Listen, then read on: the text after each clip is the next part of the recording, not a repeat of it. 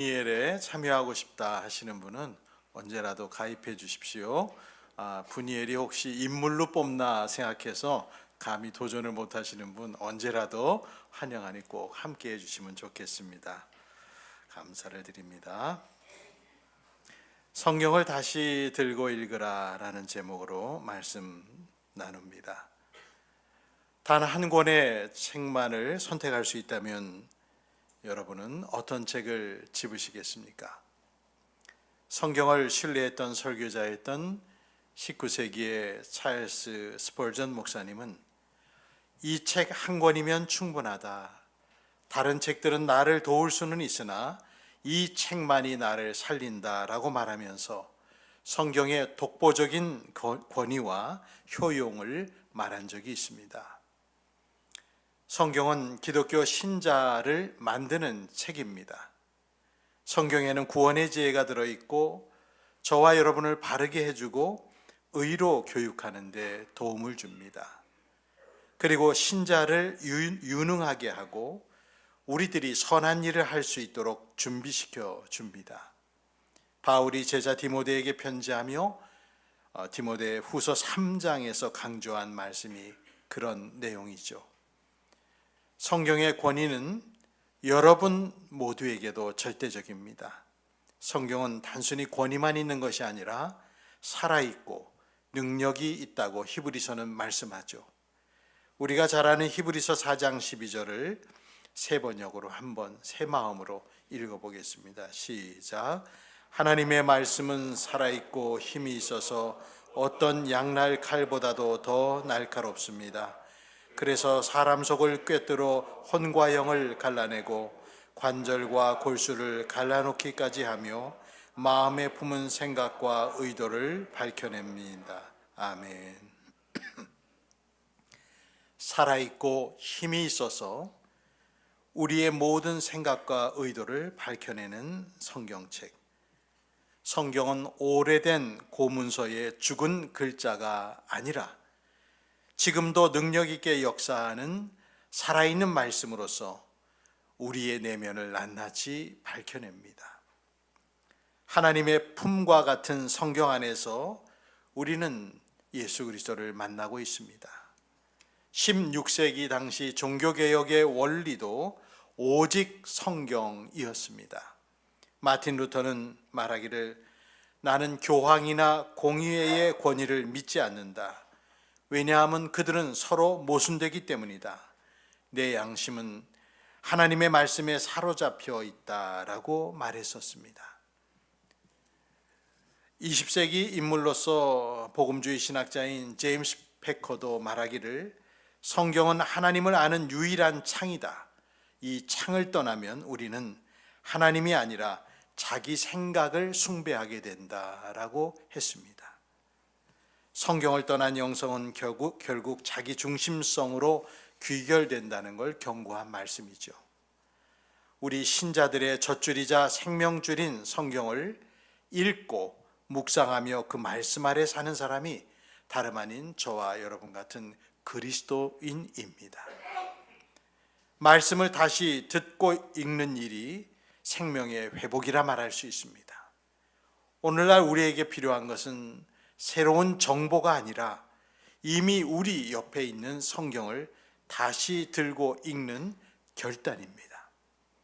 오늘 시편 기자와 사도 바울의 권면을 통해 우리가 왜 다시 성경으로 돌아가야 하는지를 들을 수 있는데 이 두 본문은 공통적으로 하나님의 말씀을 지속적으로 가까이 두고 있는지 그렇게 저와 여러분에게 묻고 있습니다. 시편 1편 1절에서 3절을 같이 읽겠습니다. 복 있는 사람은 악인의 꾀를 따르지 아니하며 죄인의 길에 서지 아니하며 오만한 자의 자리에 앉지 아니하며 오로지 주님의 율법을 즐거워하며 밤낮으로 율법을 묵상하는 사람이다. 그는 시냇가에 심은 나무가 철 따라 열매를 맺으며 그 잎이 시들지 아니함 같으니 하는 일마다 잘 될 것이다. 시편 1편은 복 있는 사람을 정의하면서 부정문 3개로 시작했습니다. 악인의 꾀, 죄인의 길, 오만한 자의 자리, 거기에 기웃거리거나 앉지 않고 서지 않는 사람. 이 말은요, 고대 히브리 시 문학에서 삶의 방향성을 말하는 구절입니다. 복 있는 사람은 악인들의 생각과 길과 자리를 붙잡지 않습니다. 대신 하나님의 말씀을 붙잡고 즐겁게 여기며 늘 묵상하는 사람이 복 있는 사람입니다. 사람이 말씀을 붙들지 않으면 반드시 어떤 다른 조언을 따르게 되어 있습니다. 친구의 말이든 철학자의 말이든 아니면 기업의 CEO의 말이든 성공한 사람의 말이든 오늘 여러분을 움직이게 만드는 것은 성경의 말씀입니까? 아니면 누군가의 다른 이의 말입니까? 인간의 마음은 하나님의 말씀으로 다스려지지 않으면 반드시 세상의 판단에 예속된다라고 개혁자 칼빈은 말했습니다. 16세기 종교개혁 이전에 당시에 부패한 교회에서 성경이 사라졌습니다. 그 대신에 전통과 관습과 감정, 권위가 말씀을 대신했었죠. 마틴 루터의 종교개혁은 새로운 신학의 주창이 아니라 성경을 다시 펴서 읽는 사건이었습니다. 읽지 않고 전시된 성경의 모습에서 그때부터 평민들이 읽는 성경으로 바뀌고 라틴어에서 자기들의 언어로 번역되어 대중 속으로 성경이 들어가기 시작했고 성경이 다시금 신자들의 신앙 중심에 놓이게 되었었습니다.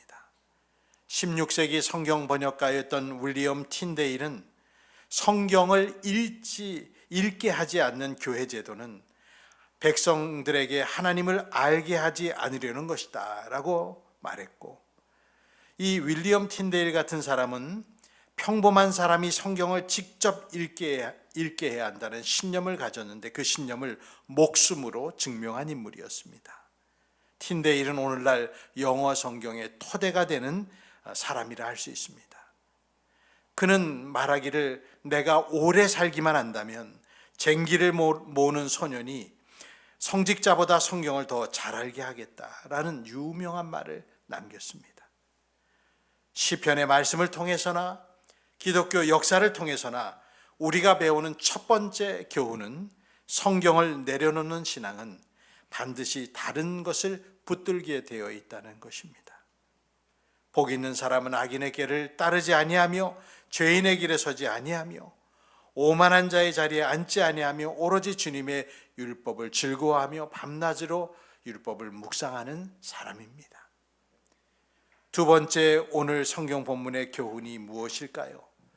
성경을 읽는 사람은 뿌리 있는 신앙의 삶을 사는 사람입니다. 복 있는 사람은 주님의 율법을 즐거워하며 밤낮으로 묵상하는 사람이라고 시편은 말씀했는데, 율법을 즐거워하는 사람은, 그 신자는 의무로서 하는 게 아니라 기쁘기 때문에 하는 것이죠. 그래서 자연적으로 밤이고 낮이고 그 말씀을 먹게 되어 있습니다. 지금도 많은 기독교 신자들이 개인 묵상, 우리가 과거에 QT, quiet time이라고 부른 것을 하고 있습니다. 하지만 예전과는 비교할 수 없을 정도로 약화된 것 같다라고 저는 체감상 느낍니다. 예전에 교회 다니는 사람들은 남녀노소 할 것 없이 개인 묵상 잡지를 구입해서 매일 일정한 분량의 성경을 읽고 개인 묵상을 그 옆에 메모하고 기도하고 찬양하며 경건 생활을 했던 것이 거의 일상이었던 것 같습니다. 그래서 큐티 잡지도 얼마나 많이 팔렸는지 모릅니다. 그러나 요즘은 그 큐티 잡지도 숫자가 줄어들고 절판이 되고 그리고 얼마 팔리지도 않습니다. 2025년 작년의 통계로 미국을 보면 미국 개신교인들은 약 32%만이 매일 성경을 읽는다 했습니다. 우리나라 교인들이 성경을 어떻게 읽는지를 조사한 내용들, 매일 성경을 어떻게 읽는지에 대한 직접적인 측정이 많이 없어서 2017년의 통계를 보면 19.5%의 개신교인이 매일 성경을 조금이라도 읽는다라고 2017년에 응답을 했었습니다. 시간이 다소 지난 자료이지만 매일 성경 읽기 비율을 직접적으로 측정한 수치라서 의미가 있는데 지금은 얼마나 수치가 되었을지, 얼마나 낮아졌을지 조금은 두렵습니다. 여러분 다시 성경을 들고 읽어 보십시오. 그간 성경 읽기에 잠시 쉬었다 해도 이제부터 다시 성경을 여러분의 신앙의 안내자로 삼으십시오. 시편 시인이 율법을 묵상한다라고 표현한 묵상이라는 히브리어 원어는요, 마치 사자가 먹잇감을 놓고 으르렁거리고 물어뜯는 모습이고 비둘기가 구구구구거리는 그런 모습을 표현하는 단어입니다. 그래서 낮은 소리로 반복해서 읊조리는 행위를 묵상한다라고 성경은 적었습니다. 그냥 머리로 생각하는 게 아니라 낮은 소리로 반복해서 읊조리는, 그래서 오늘 우리가 읽은 교동문에도 주의 말씀을 내가 읊조린다라는 표현이 계속 나오지요. 그렇게 하나님의 뜻을 반복해서 자신의 것으로 삼으려 노력하는 사람은 자연스럽게 열매를 맺는다고 오늘 시편 본문 3절이 말하죠. 3절입니다. 그는 시냇가에 심은 나무가 철 따라 열매를 맺으며 그 잎이 시들지 아니함 같으니 하는 일마다 잘 될 것이다. 이스라엘 같은 이 고대 근동의 건조한 기후에서 나무가 시들지 않는 유일한 방법은 시냇가나 운하 곁에 심겨져서 그 나무가 끊임없이 물을 공급받는 길이 최선입니다. 시편에 시냇가에 심은 나무라는 말은 연구에 따르면 인위적인 수로 곁에 심겨진 나무를 암시한다고 합니다. 시냇가에서 수분을 공급받는 그 나무의 뿌리가 우리에게 보이지 않듯 우리의 성경 묵상하는 읽는 시간도 남들에게는 보이지 않습니다. 그렇지만 고난의 가뭄이 올 때 그 열매로 증명이 됩니다. 여러분의 신앙의 뿌리를 말씀에 내리시길 바랍니다. 다시 성경을 들고 읽어보십시오. 분명 잎이 시들지 않고 열매를 맺어 하는 일마다 잘 될 것입니다. 이 말은 기복 종교에 대한 말이 아닙니다. 시냇가에 심은 나무에게 일어나는 가장 자연스러운 순리와 같은 것이 하는 일이 잘 되고 복을 받는 일입니다. 세상의 유행이나 철학은 마르는 잎사귀 같지만 영원한 계시의 말씀에 접붙여진 인생은 상황에 함몰되지 않는 초월적인 형통을 누리게 됩니다. 여러분의 신앙생활이 시들지 않기를 소망합니다. 그 비결은 하나님의 말씀이라는 생명을 유지하는 수로에 여러분의 뿌리를 깊이 대는 것입니다. 세 번째로 오늘 우리들이 이 본문 말씀을 통해서 배우는 것은 성경은 개인 묵상에 머물지 않고 공동체 중심이 되어야 한다는 것을 말씀해 주죠. 오늘 말씀 중에 디모데서 본문에서는 공동체 중심의 성경 읽기를 배울 수 있습니다. 바울은 디모데에게 세 가지를 명했습니다. 무엇일까요? 내가 갈 때까지 성경을 읽는 일과 권면하는 일과 가르치는 일에 전념하십시오. 여기서 읽는 것이라는 것은 공적인 성경 봉독을 말합니다. 그리고 권면하는 것, 가르치는 것, 이 세 가지는 초대교회 예배의 핵심 요소였습니다. 디모데에게 성경을 읽으라라고 한 문장의 단어는 신약 성경과 동시대 문헌을 조사해 보면 회중 앞에서 소리내어 읽는 공적 읽기, 봉독을 가리킬 때 사용된 말입니다. 영국의 저명한 신학자인 F.F. 브루스는 이 읽으라는 단어는 유대회당과 초기 교회에서 공적으로 성경을 낭독하는 행위를 가르치는 기술적 용어였다, 그렇게 알려주고 있습니다. 성경 낭독은 유대교 회당의 핵심적인 예배 요소였습니다. 여러분, 누가복음 4장에는 예수님이 늘 하시던 대로 나사렛 회당에 들어가시는 장면이 나옵니다. 예수님은 누가복음 4장을 보면 성경을 읽으려고 일어나셨어요. 그리고 이사야서가 적힌 두루마리를 건네받아서 이사야 61장 부분을 찾으셨어요. 두루마리를 돌리셨겠죠. 그리고 그 부분을 낭독하신 후에 다시 두루마리 성경을 말아서 시종 드는 사람들에게 되돌려주고 앉으셔서 말씀을 계속하시는데, 그 장면이 유대인들의 전통을 그대로 보여주는 장면입니다. 초대교회는 이 유대교 회당의 성경의 봉독의 모습을 자연스럽게 계승했고, 바울이 디모데에게 내가 이를 때까지 읽는 것과 권하는 것과 가르치는 것에 전념하라 했던 그 권면에 읽는 것이 바로 그런 공적인 낭독을 의미합니다.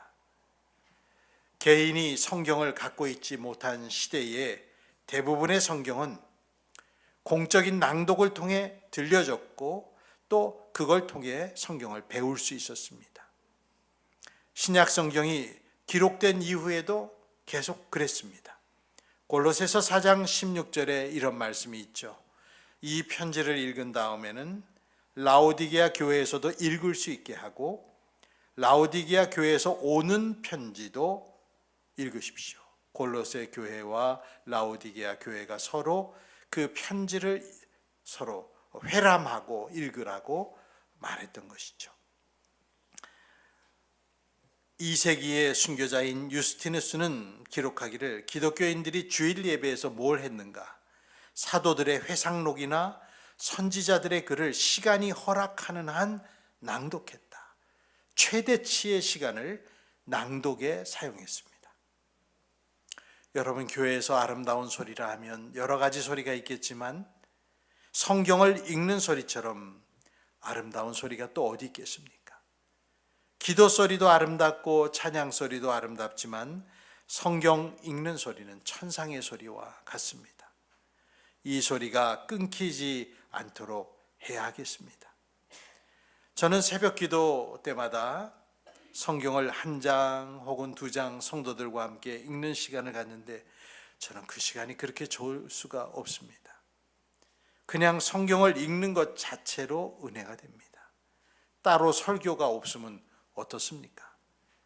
읽으며 이해했으면 그것이 주님의 설교입니다. 설명한 것을 또 한 번 설교한다고 해서 대단한 결과가 늘 있는 것은 아닙니다. 말씀을 통해 예수님의 설교를 듣지 않으면서 인간 설교자의 설교를 맹신하면 어긋난 길로 가기가 쉽습니다. 성경 자체가 우리에게 말씀합니다.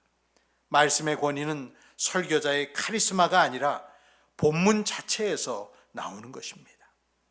신학자인 고든 피는 디모데서를 주석하면서 이런 말씀을 했는데요. 교회가 약해질 때 가장 먼저 사라지는 것은 성경 봉독의 중심성이다. 종교개혁 이후에 개혁교회의 변화가 있었는데요. 그것은 성당에서는 중앙에 제단을 만들어서 그곳은 설교하는 것이 아니었지만 우리 개혁교인들은 성경을 읽는 것을 중시하여 강단을 중심에 두었습니다. 종교개혁가 중 한 분인 츠빙글리는 취리히에서 1519년 연속 낭독을 시작했는데 마태복음으로부터 시작해서 성경을 순서대로 낭독하고 해설하는 방식이었습니다. 칼빈은 이걸 보고 제네바에서도 실천했는데 평일에도 매일 성경을 연속적으로 읽고 강의했습니다. 이 전통은 청교도들에게도 이어져서 청교도들은 가정 예배에서 성경 낭독을 필수로 여겼습니다. 신실한 청교도 목회자 리차드 백스터는 그의 책에서 말하기를 가장이 매일 가족을 모아 성경을 낭독하지 않는다면 그 집은 작은 교회가 될 수 없다라고 강조했습니다. 19세기의 목회자인 찰스 스펄전은 긴 성경 낭독의 쇠퇴를 당시에 우려한 걸 책에서 볼 수 있습니다. 그는 말하기를 우리 시대의 설교자들, 그러니까 19세기 우리 시대의 설교자들은 성경을 너무 적게 낭독한다. 옛 청교도들은 한 장 전체를 낭독했지만 우리는 몇 절로 만족한다라고 비판했습니다. 가장 현대적인 인물이며 메시지라고 하는 현대적으로 쉬운 번역 성경을 완성한 유진 피터슨 목사님은 현대 교회가 정보 전달에 집중하여 성경의 살아있는 소리를 잃어버렸다고 지적했습니다. 그분은 성경이란 듣기 위해 쓰인 책이라고 말을 했습니다. 읽기 위함보다는 듣기 위하여 1차적으로 쓰였다. 성경을 읽는 일이 그 어떤 것보다도 중요합니다. 공동체 중심으로 교회에서 성경을 읽을 때 그것은 교인 모두에게 빛을 비추는 시간과 같습니다. 빛을 쬐는 시간이죠.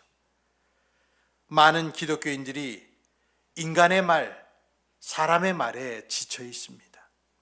세상의 신변잡기 이야기들, 정치 사회의 저변의 부스러기 이야기들, 주의를 사로잡는 신박하고 놀라운 이야기들에 다들 정신이 팔려 있습니다. 이제 우리 모두 고요히 성경을 펴서 읽을 때가 되었습니다. 저도 앞으로 공동체적인 성경 읽기에 더욱 마음을 써야 되겠다는 결심을 합니다. 현대의 문명의 이기로 이런 화면도 생기고 여러 보조 장치가 생겨서 이제는 옛날처럼 성경을 펴서 이 종이를 넘기는 소리도 교회에서 들리지가 않고 성경도 가지고 다닐 필요도 없고, 그래서 어떤 교회에서는 컴퓨터가 망가지면 성경 한 줄도 읽지 못하고 그날의 예배 자체가 마비되는 일도 외국에서도 우리나라에서도 일어나고 있습니다. 이런 문명의 이기도 중요하지만 나의 성경책을 가지고 성경을 읽고 봉독하는 것 얼마나 중요합니까? 여러분도 앞으로 예배 시간에 그날의 성경 봉독하는 순서를 더 중요하게 여기십시오. 그리고 여러분이 모여서 함께 성경 읽는 모임도 만드시면 어떻겠습니까? 자기가 읽은 거를 자꾸 어떤 묵상이라는 이름으로 나누는 것, 물론 그게 중요한 게 아니지만 너무 거기에 치우치는 것도 병들어 버립니다. 누가 더 신비로운 해석을 하고 누가 더 아주 놀라운 성경 해석의 묘기를 보이는가? 여러분, 그게 아니거든요. 설교자들도 아주 신기한 해석을 성도들에게 말하는 것에 취해서 거기에 빠져있는 우상숭배에 빠진 목회자들도 있습니다. 자기가 읽은 것을 묵상이라는 이름으로 나누는 것 물론 중요하지만 이제 우리는 성경 자체를 소리내어 읽는 시간도 중시할 수 있어야 합니다. 말씀을 맺겠습니다. 기독교 역사에서 가장 유명한 회심 장면 하나는 주 386년 밀라노의 한 정원에서 일어났습니다. 방탕함과 지적인 방황 속에 살던 어거스틴은 자신의 죄악된 본성과 영적 무력감 때문에 고뇌에 빠져 있었습니다. 그때 이웃집에서 들려오는 어린아이들의 노랫소리가, 그게 노랫소리인지 환청인지는 모르겠지만 들려왔는데 어린이들의 노랫소리가 톨레레게 계속 집어서 읽으라는 그 톨레레게라는 라틴어의 노랫소리가 계속 자기 귀에 들렸는데 어거스틴은 그 톨레레게라고 하는 집어서 읽으라는 소리가 마치 하나님이 자신에게 성경을 집어서 읽으라는 소리로 들려서 즉시 곁에 있는 성경 바울 서신을 집어들고 폈는데 제일 먼저 눈에 들어온 구절이 로마서 13장 13절에서 14절이었습니다. 낮에 행동하듯이 단정하게 행합시다. 호사한 연애와 술취함, 음행과 방탕, 싸움과 시기에 빠지지 맙시다. 주 예수 그리스도로 옷을 입으십시오. 정욕을 채우려고 육신의 일을 꾀하지 마십시오. 이 구절을 읽는 순간 어거스틴은 마음속에 확신과 평안을 얻고 오랜 영적 방황을 끝내고 회심할 수 있었습니다. 톨레레게, 집어서 읽으라. 이 소리는 신앙이 식어져가는 현대 기독교인들에게, 그리고 오늘 우리 소망인 교우들에게도 가장 필요한 주님의 음성입니다. 정보의 홍수 시대인 지금 우리에게 필요한 것은 새로운 정보보다는 이미 우리 곁에 있는 성경을 다시 들고 읽는 결단입니다. 여러분의 성경을 다시 펴십시오. 내가 성경을 읽는 것이 아니라 성경이 나를 읽는다는 것을 분명 체험하는 순간이 올 것입니다. 성경을 다시 들고 읽는다는 것은 내 삶의 주도권을 하나님의 계시 앞에 내려놓는 겸손의 회복을 말합니다. 하루에 한 장이라도 좋으니까 시인이 말한 읍조림, 원어로는 하가라고 하는, 내가 성경을 읍조린다, 하가한다는 그 말씀을 실천해 보십시오. 바울이 디모데에게 권한 것처럼 가정과 교회에서 말씀을 소리내어 읽는 문화를 회복해야 되겠습니다. 우리 모두 함께 성경을 먹으며 그것이 우리의 피가 되고 살이 되어 삶의 열매로 나타나게 합시다. 기도하겠습니다.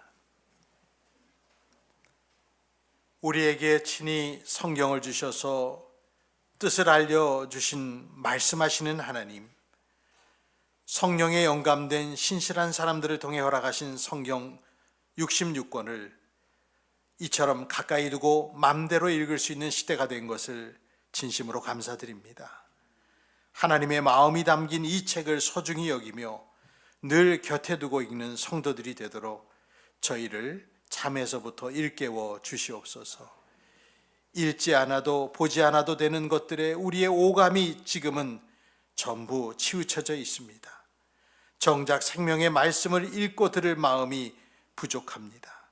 이 모습은 우리 믿음이 병든 것을 알려주니 오늘 이 설교를 들은 대로 응답하게 하여 주시옵소서. 내려놓았던 성경을 다시 들고 읽는 우리 모두가 되겠습니다. 주님, 우리를 도와주시옵소서. 그리스도 예수의 이름으로 기도드립니다. 아멘.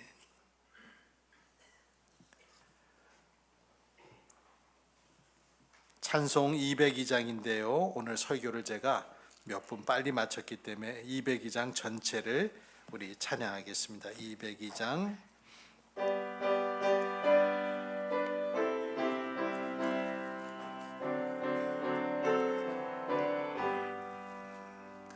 하나님 아버지 주신 책은 귀하고 중하신 말씀일세.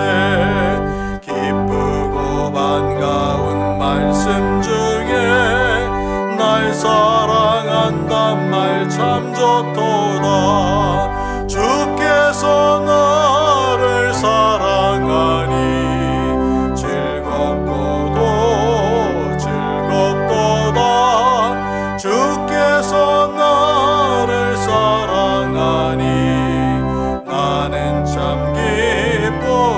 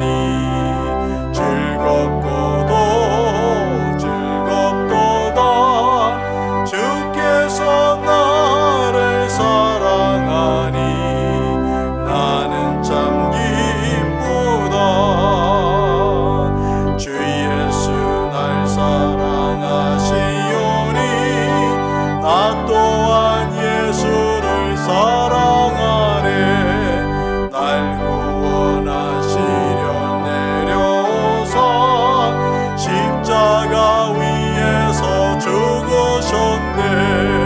주께서 나를 사랑하니 즐겁도다 즐겁도다. 주께서 나를 사랑하니 나는 참 기쁘다. 주 예수 날 사랑하시오니 마귀가 놀라서 물러가네. 주 나를 이렇게 사랑하니 그 사랑 어떻게 보답할까. 나를 사랑하니 즐겁고도 즐겁도다. 주께서 나를 사랑하니 나는 참 기쁘다. 기도합니다. 이제는 우리 구주 예수 그리스도의 은혜와 하나님 아버지의 극진하신 사랑과 성령님의 감동감화 위로 교통하심이 그동안 덮어두었던 성경을 다시 들고 펴서 읽기를 마음에 결단하며 말씀의 시냇물 곁에 뿌리를 내리고 늘 시들지 않는 신앙을 갖기를 다시 한번 주님 앞에 소원하며 돌아가는 성도들 위해 영원토록 함께 있을지어다. 아멘.